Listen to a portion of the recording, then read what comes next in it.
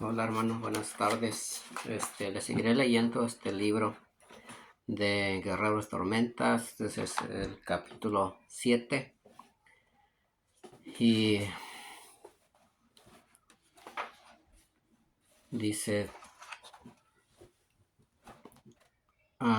primeramente permítame hacer una oración y después leeremos este libro. Papá Dios, gracias Dios te doy por otro nuevo día.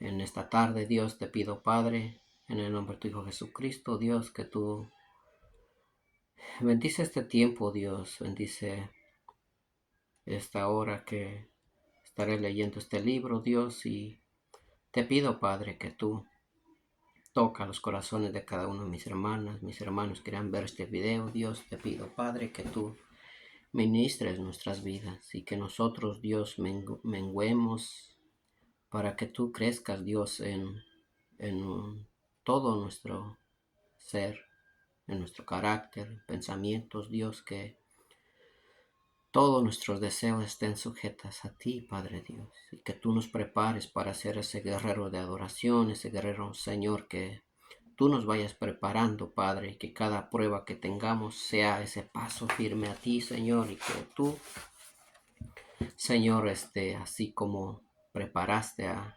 David, así como tú preparaste a Moisés, Dios, te pido, Padre, que tú nos prepares y que cada iglesia, Dios, tenga esos guerreros de adoración, Dios, que te adoren en espíritu y en verdad. Te pido, Padre, en el nombre de tu precioso Jesucristo, que tú te glorifiques, Señor, en este tiempo. Te lo pido en el nombre de tu Hijo Jesucristo. Amén. Dice, transformación en la tormenta.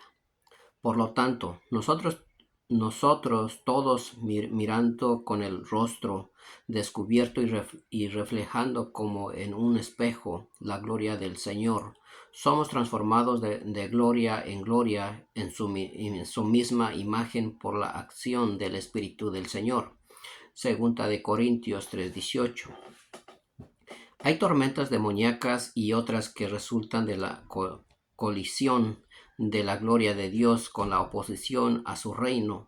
No importa cuál sea el origen, las tormentas causan turbulencia, reacomodan nuestros pensamientos, cambian nuestras prioridades y alteran nuestras vidas. Las tormentas de la vida revolucionan al estatutos,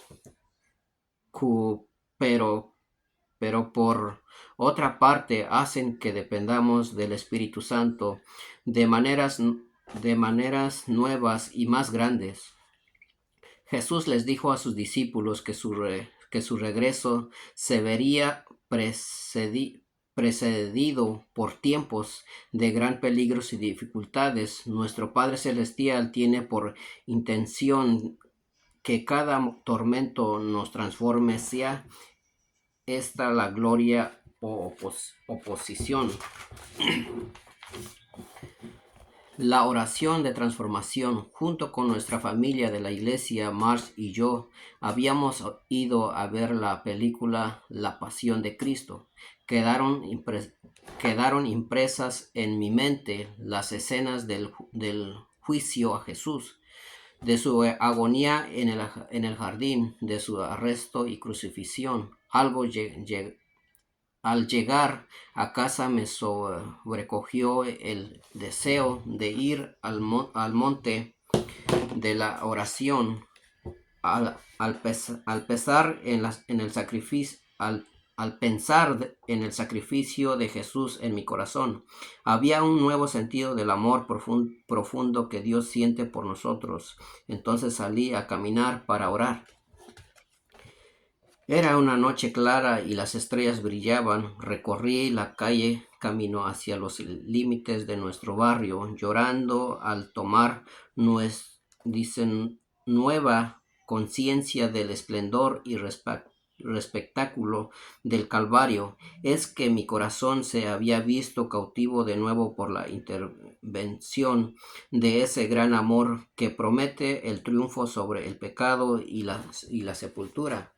Mi mente repetía una y otra vez las escenas de Jesús orando en Getsemaní y me detuve en la imagen de su resurrección, después de la agonía que había pasado en oración. Había entregado su cuerpo, mente y espíritu en manos del Padre, y al dar un paso su sandalia pisó la cabeza de una serpiente que había estado allí durante su sufrimiento. El cráneo de la serpiente se quebró y quedó aplastado bajo el talón de Cristo, y todo a causa de un simple paso por el camino de la obediencia al Padre.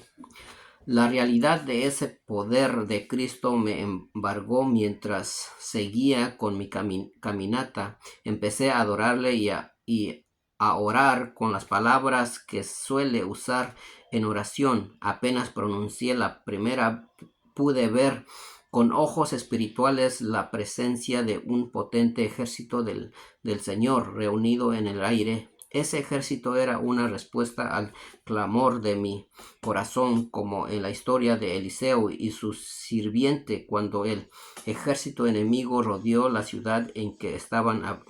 Había 2 ejércitos, pero el sirviente solo podía ver uno con sus ojos naturales. Tuvo miedo y pensó que ya todo estaba perdido, pero el hombre de Dios respondió: no tengas miedo. Oró porque el sirviente pudiera ver con ojos verdaderos, y entonces el hombre pudo ver las filas de guerreros espirituales de luz en que habían reunido para su defensa. El monte estaba lleno de gente a caballo y de carros de fuego alrededor de Eliseo. Segunda de Reyes 6:17.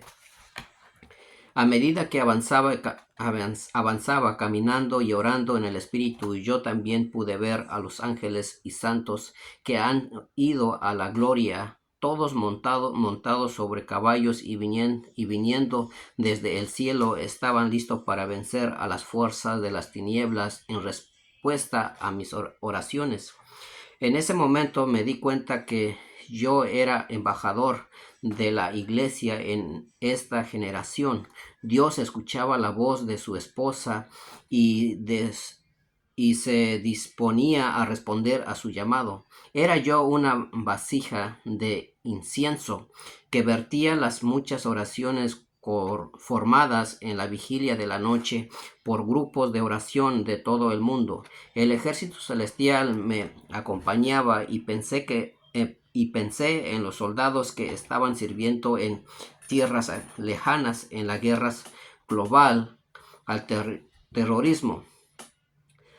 De repente vi un destello. Pude observar que formaba un arco desde donde yo caminaba hasta una base militar del otro lado del mundo, donde se encontraba alguien a quien amábamos mucho. Sentí que las oraciones que elevaba por él eran respondidas y que llegaría en tiempo de avance y renovación.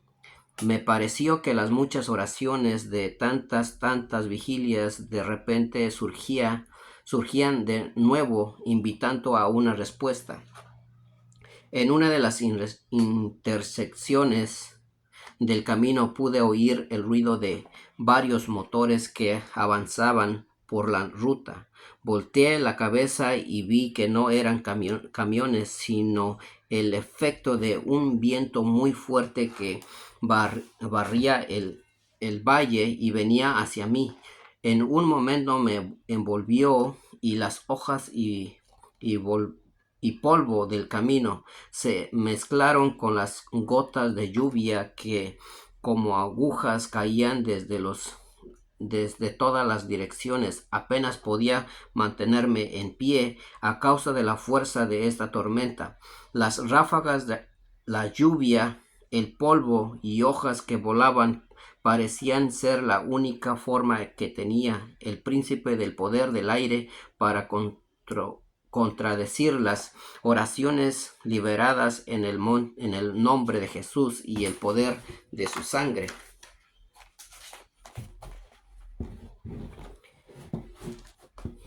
Empecé a reír ante el triunfo que representaba esto y no me importó ni el viento ni la lluvia. Seguí avanzando en medio de esa tormenta y solo llegué a ver luego lo peligroso que podría haber sido. Estaba demasiado ocupada para darme cuenta por qué cantaba pasajes de las Escrituras. El Espíritu del Señor está sobre mí, por cuanto me ha ungido para dar buenas nuevas a los pobres. Canté y también que este es el año de la buena voluntad de Jehová y el día de la venganza de Dios nuestro. Vi entonces que no había nadie más en la calle y que no pasaban vehículos. Me pregunté si era hora ya de volver a casa, pero entonces vi algo delante de mí en la visión, y a ambos lados de la calle había dos enormes árboles. Me acerqué y recordé palabras del libro de Judas. Vi a los árboles como símbolos de dos males que buscaban infundir su ideología en los corazones y mentes de una nueva generación de jóvenes norteamericanos. Fue tan potente la unción que me mandaba y arrancar esos árboles para salvar a la nueva generación, que los llamé por nombre árboles 2 veces muertos y desarraigados de la perversión y la rebelión. Les arrancó de raíz del corazón y el alma de Estados Unidos. Las palabras de la Biblia venían a mi mente y entonces con la mano arranqué los dos árboles uno tras otro. Até a los poderes del engaño y la seducción que causa estragos en la cultura secular al invadir nuestras universidades. En ese instante oí un estillo y se apagaron todos los faroles de la calle. Estaba acompañada la lluvia pegada en mi rostro y me cubrí los ojos con las manos a modo de visera para ver. Un par de faros se acercaba por el camino. El auto se detuvo junto a mí. Mamá, era nuestra hija Sera, que había salido a buscarme en la tormenta. Agradecida subí al auto y mientras íbamos a casa empecé a contarle sobre mi inusual experiencia. Cuando estaba contándole sobre el ruido producido por los árboles en la visión, los faros del auto iluminaron algo bastante raro. Cruzado sobre la calle había dos enormes árboles caídos. El ruido que yo había oído al arrancar los árboles espirituales que buscaban arraigarse en la nueva generación había sido el ruido de los dos árboles que el viento había volteado. Cuando llegamos a casa volví a contarle la historia al resto de la familia. Sonó el teléfono. Era el joven soldado por quien yo había orado cuando vi el arco de luz que llegaba a su base militar del otro lado del mundo. ¿Cómo pudiste llamar? ¿Qué pasa?, pregunté. Hace un rato, dijo él, se cortó la luz de la base militar. Nos dieron permiso para salir y usar los teléfonos celulares mientras intentan arreglar el desperfecto. Sabía que Dios nos mandaba una señal para reforzar nuestra fe en que las oraciones en el nombre de Jesús, son potentes, son escuchadas en lo alto, son respondidas por ángeles, estremecen al cielo y cambian las cosas en la tierra. Y la mañana siguiente salimos para ver los destrozos dejados por la tormenta. La calle estaba bloqueada por los dos grandes árboles de unos 30 metros de alto. En los meses siguientes empezamos a ver potentes avances y transformación en las vidas de los jóvenes por quienes habíamos pedido. Estos hijos de padres creyentes empezaron a apartarse de las tinieblas para volver al Señor y a sus planes para sus vidas. Se habían cortado las raíces de la esclavitud, bendición y quebranto. Las tormentas en nuestras vidas, que incluyen los sucesos perturbadores de nuestros días, son para que nos transformemos a imagen de Jesús y su gloria. El dolor no es para que se apaguen nuestras lámparas, sino que sirven de aceite, combustibles para que la llama brille más. Hay una cita de hay una cita de San Francisco de Asís al morir. Vemos su gloria, es la ley eterna de la redención.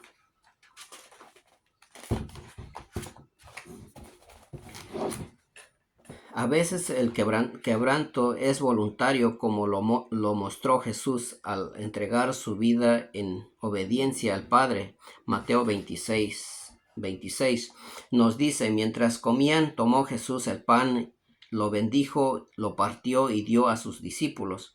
El cuerpo de Jesús sería quebrantado en la cruz a causa de su sacrificio en obediencia. Podemos participar de su cuerpo compartiendo su sufrimiento y multiplicando esa vida para darla a otros. Esa misma noche en el jardín, cuando Judas llegó para traicionar a Jesús acompañado de un ejército, Jesús lo llamó amigo. Y en Juan 6:70 Jesús identifica a Judas como un demonio. En Juan 12:6 lo llamó ladrón, pero la noche de su traición vio a Judas como vehículo de la pasión de Dios. Los hombres que venían a arrestar a Jesús eran facilitadores del plan de salvación que Dios tenía para la humanidad toda. Jesús sabía que había llegado el momento de su quebranto. Vio a Judas a los guardias del templo y los demás como mensajeros llegados para tomar el pan de vida y partirlo al mundo. Pedro intentó evitar que sucedieran estas cosas. Quería ahorrarle el dolor y la humillación a Jesús. Y Jesús le respondió: cuando el quebranto también nos impulsa hacia el plan de Dios, tenemos que reconocerlo y abrazarlo en lugar de tratar de escapar. El enemigo de Jesús se convirtió en su amigo porque la situación contribuye a que se cumpliera su destino. Reconozca a Judas cuando aparezca en la tormenta. Hay momentos en que tenemos que reprender al diablo, hay momentos para calmar las tormentas y hay momentos en que hemos de permitir que Dios nos quebrante y nos entregue a los demás. Si ha atado usted sus problemas en oración, si ha escuchado el diablo, ayunado y reprendido, confesando la palabra y perseverando, pero sus circunstancias no cambian, vuelva a mirar para ver de qué modo esta prueba podría convertirle en pan para los hambrientos.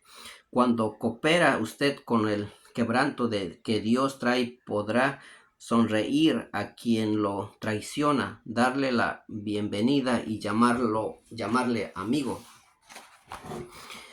Esto no significa que el traidor lo destruirá, sino que los sucesos destructivos en la vida pueden convertirse en el propósito oculto de Dios que lo transformará en todo.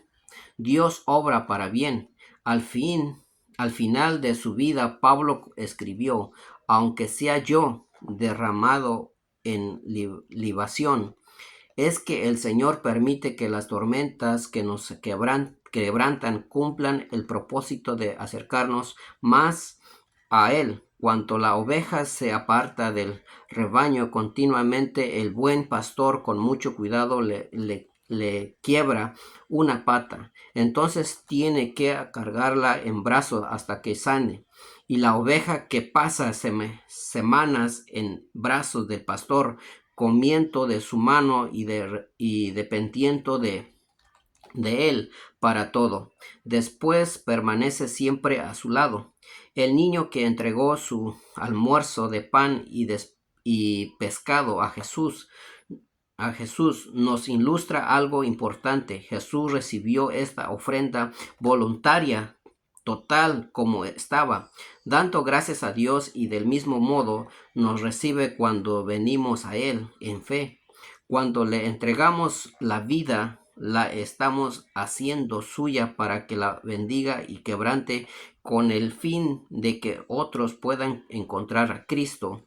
La humildad, fuerza, sabiduría y paz que obtenemos en la respuesta correcta ante el sufrimiento se convertirá en el alimento que podemos ofrecer a otros que no logran encontrar a Dios.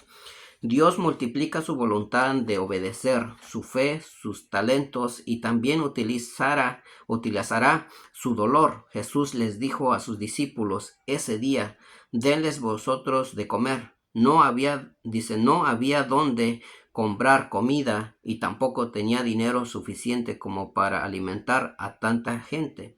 Pero en las manos de Jesús, lo poco que tenía el niño para almorzar se convirtió en más que suficiente. Sobraron 12 canastos de comida, como señal de que Dios utiliza el servicio de los discípulos para alimentar a los hambrientos, y que jamás habría escasez de su espíritu para dar de comer a otros.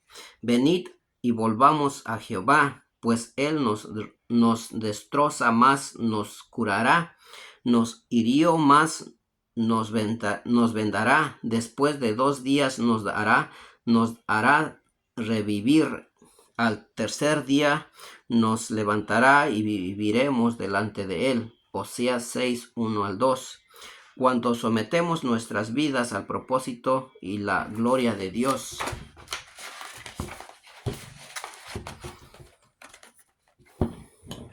la traición, injusticia y dolor que sufrimos se convierten en oportunidades para cooperar con el quebranto de Dios produce, y como Jesús nos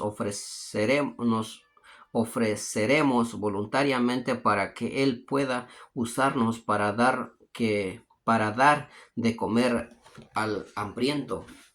El dolor de la gloria. Los estudiosos y académicos se han esforzado por develar los misterios ocultos de las palabras de Jesús en el Calvario, cuando vestido de humana fragilidad, clamó: Dios mío, ¿por qué me has desamparado? En su significado más simple podemos ver esta pregunta como algo que nos es familiar. No existe seguramente una sola persona que no haya pasado por tribulación sin sentir que Dios lo ha abandonado, dejándolo sufrir a solas. Jesús lo vivió cuando parecía que el Padre Celestial había volteado su rostro dejándole solo. Pero aún así Jesús cargó sobre sí el castigo que que hacía falta para que podamos tener la perfecta paz de Dios. Conocemos el resto de la historia. 3 días después de clamar al Padre, Jesús salió de la sepultura, y a causa de nuestra fe en él, nuestras vidas son sembradas continuamente como una semilla de trigo que tiene que morir para poder germinar y crecer. Todas, to- Todo sacrificio producirá una rica cosecha. Tenga por seguro que Dios no la ha desamparado. Oye y responde, aunque no necesariamente según nuestros términos o expectativas. El sentido de su poder y presencia, que tal vez en otros momentos hayamos sentido, parece haber desaparecido. Sin embargo, hemos de saber que Dios nos está transformando, cambiándonos a su imagen, porque para ser parte de su resurrección tenemos que compartir su sufrimiento. La teología de la muerte para los cristianos del siglo I era muy distinta de la psicología que hoy entiende la mayoría. Esos creyentes morían con gozo y coraje a causa del testimonio de Cristo. Por eso el autor de Hebreos alentaba a sus lectores a no tener miedo de la muerte. Vea Hebreos 2:15. El miedo a la muerte se relaciona con esta idea que tenemos de que el sufrimiento significa que Dios nos abandonó. Es totalmente contrario a la Biblia ver al sufrimiento como señal de que Dios nos ha desamparado. No hay ejemplo más convincente de esto en toda la historia que la existencia del pueblo judío, y hay una sola señal de prueba absoluta y irrefutable de que Dios no abandona a quienes sufren por él. Es el hecho de que el pueblo judío sigue hoy vivo como raza que ha vuelto a tomar posesión parcial de la tierra que Dios les prometió hace milenios. El miedo a la muerte, junto con la incapacidad de enfrentar al sufrimiento, es una de las razones por las que tantos cristianos son débiles en su fe. El Nuevo Testamento presenta a la muerte como sueño o descanso por un tiempo. La iglesia primitiva encontró que su compromiso y carácter reinará en el fuego de la persecución, y su ministerio hecho los fundamentos sobre los que hoy constituimos. Miqueas 7:8 dice: tu enemiga mía, no te alegres de mí, porque aunque caí, me levantaré, aunque more en tinieblas, Jehová será mi luz. Los creyentes de la iglesia primitiva tenían por hábito compartir el pan y cuidar los unos de los otros. Muchas veces fueron perseguidos, quebrantados. La vida tiene que haberles parecido casi como una tormenta continua. Aún así, en medio de todo ello, Dios les dio un reavivamiento que transformó y dio forma al mundo. El proceso del quebranto tiene que hacer que caigamos de rodillas en oración para que nuestra relación con Dios sea más profunda. Al seguir los pasos de Cristo, somos conformados a su imagen.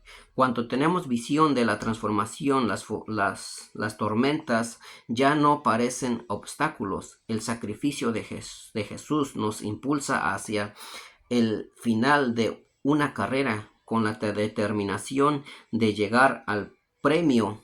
No llegaremos a la meta flaqueando el paso. Llegaremos erguidos con el lomo ceñido.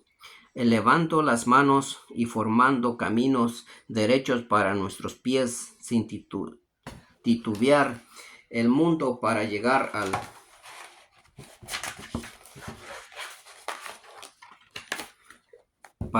limpio, llegar premio. Uniremos nuestras voces al coro de los que nos han precedido al declarar que los sufrimientos de este tiempo no pueden compararse con la gloria que nos será revelada. Metáforis en la tormenta. Vemos entonces que aún las áreas de nuestras vidas que parecen tediosas, aburridas o feas pueden contener la materia prima para la bellísima visión de nuestro Creador.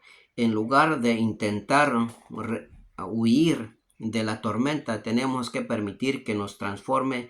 La comunión de su sufrimiento tal vez sea el vehículo que nos convierta en testimonios de su gloria y transforme a todos los que nos ven. Tenemos que permitir que las condiciones extremas transformen nuestro carácter en algo luminoso, flexible, pero fuerte. Podríamos comparar el dolor, los problemas, las dificultades y la oposición en nuestras vidas al trabajo de la mariposa dentro del capullo. Llegará el día en que saldremos a volar como bellas criaturas. Ahora, el capullo no llega desde el cielo abriendo una puertita que dice: vemos aruga, este es tu capullo, no la oruga. En determinado momento ve a un lugar y comienza a vestirte de mortalidad. Los hilos de la seda de esa nueva piel se endurecen y encogen. Esa presión es la clave para su transformación. El cuerpo del gusano queda apresionado y todo lo que era antes cambia drásticamente. No hay luz, ni alimento, ni espacio para que el gusano se mueva dentro del capullo que lo envuelve. Y en este estado comienza la metamorfosis. Bajo la presión se forman las alas y luego comienza la lucha del gusano por llegar a la nueva imagen de su gloria. En esa lucha, las alas se hacen funcionales para permitir volar. Al desplegarse, el capullo se rompe y surge la nueva criatura.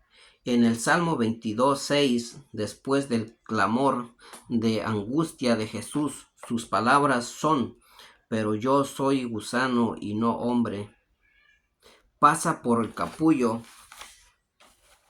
del sufrimiento y la muerte y da testimonio: me has respondido. Y le vemos luego vestido en la gloria que poseía desde antes de la creación del mundo. Tenemos que pasar por una metamorfosis parecida para poder andar en la misma imagen de gloria. El dolor y la lucha conforman el proceso de transformación de gloria en gloria. Dios obra un gran y eterno plan redentor en nuestras vidas. Busca un pueblo que se ofrezca voluntariamente en el día de su poder. No tenemos garantías en esta vida temporal, pero sí tenemos sus eternas y preciosas promesas y total provisión a través de la cruz. Al entregarle nuestras vidas, Dios dice: ni un solo cabello de tu cabeza sufrirá daño alguno. Vea Mateo 10:30. Las señales de los tiempos parecen indicar que la creación ha entrado ya en las etapas finales de su tribulación. Tomemos de antemano la decisión de ser guerreros de tormentas, que damos la bienvenida a la transformación que resultará del quebranto. Ese es el capítulo 7. Y gracias otra vez, hermanos, por seguir aquí escuchando el libro, y de alguna manera Dios nos puede transformar conforme su imagen. Y Dios dice en Efesios 6:12 que no tenemos lucha contra carne ni sangre, sino contra huestes espirituales de las tinieblas. Y esa lucha es el que tenemos diario, día a día, y que por medio de ello, hermanos, pues Dios nos va a ir moldeando, ser unos guerreros de adoración, unos guerreros que va a reconocer la voz de Dios cuando nos hablen. Y una vez que a mí me hablaron que ore por una persona, porque esa mujer quería abortar, y me dijeron que ore por esa persona, y ya pues les pedí su nombre y su apellido y oré. En ese tiempo yo trabajaba 2 trabajos, trabajaba en el campo y trabajaba en el restaurante. Yo llegaba a las 2 de la mañana, 3 de la mañana, y siempre en la noche, cuando yo llegaba, siempre me ponía de rodillas y le pedía a Dios, dándole gracias primeramente a Dios porque ha permitido que llegue sano a salvo a mi casa. Entonces recordé que tenía que hacer oración por esa persona. Entonces estaba en oración, pues era como a las 2:30 de la mañana, y yo estaba pues solo en el cuarto donde yo me quedaba. Y le dije a Dios: Dios, no permitas que esta mujer le quite la vida a esta criatura, porque esa criatura no es de ella, sino es tuya.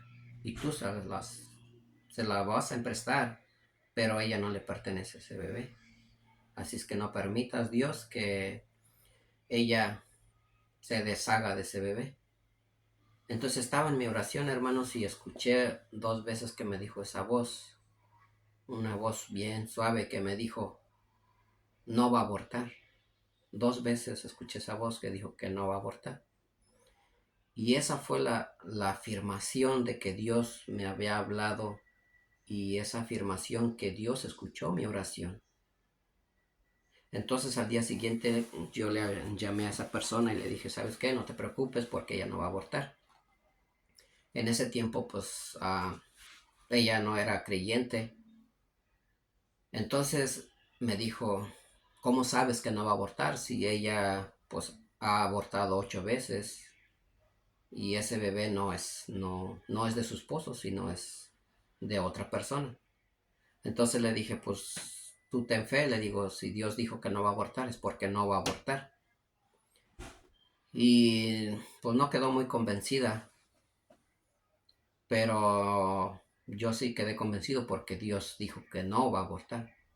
Entonces a las 2 semanas llegó esa persona a visitar a la persona que me pidió que yo ore por ella. Entonces le dijo, ¿sabes qué? Dijo: no voy a abortar.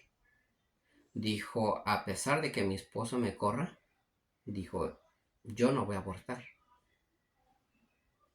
Y ahorita, hermanos, al día de hoy que le estoy contando esto, esta niña ha de tener como unos 11 añitos. Entonces cuando me dijo la persona que me pidió oración,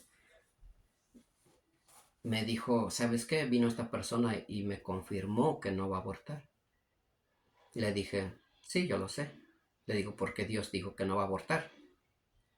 Entonces ella me dijo, pues ¿cómo sabes tú?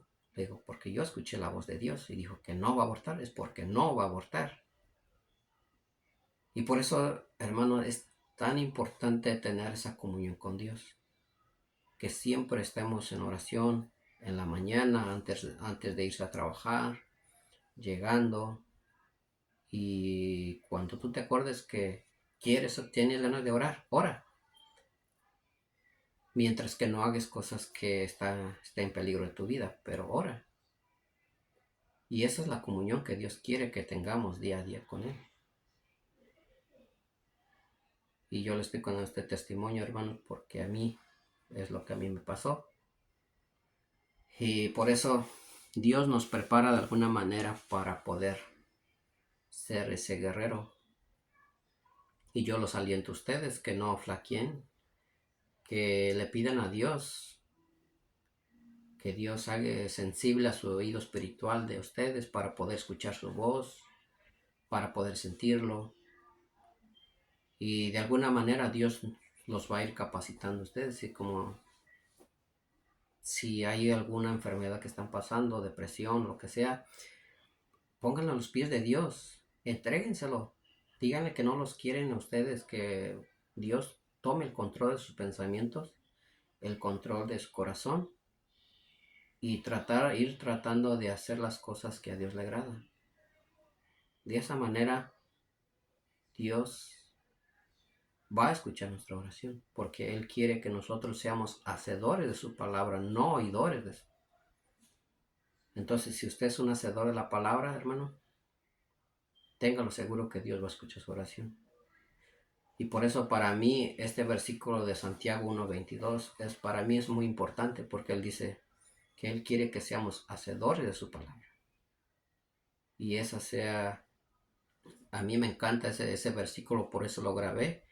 Y yo día a día estoy tratando de aplicar ese versículo en mi vida.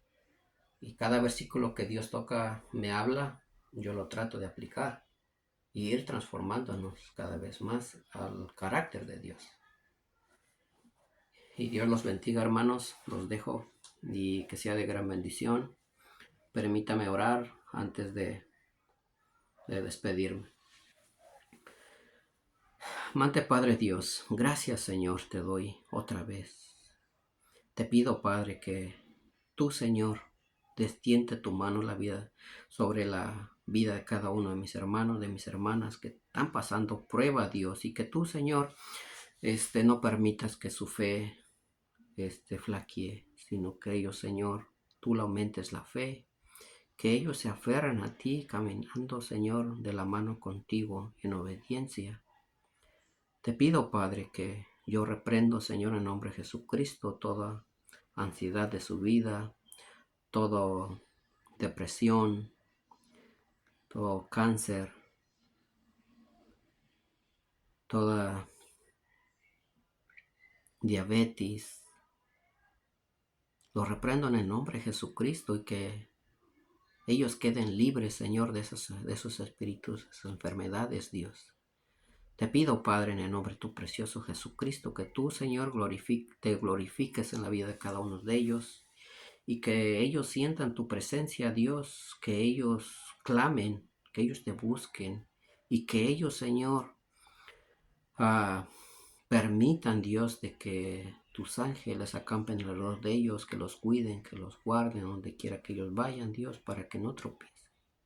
Te pido, Padre, en el nombre de tu precioso Jesucristo, Dios, yo pongo la vida de cada uno de mis hermanos, de mis hermanas que irán a ver estos videos, Dios. Te pido, Padre, que tú obres en la vida de cada uno de ellos. Tú, Señor, conoces sus necesidades. Tú conoces, Dios, lo que ellos están pasando, Padre. Yo te los pongo en tus manos, Dios. Y te pido, Padre, que tú los guardes. Te lo pido en el nombre de tu precioso Jesucristo. Amén. Dios los bendiga, hermanos.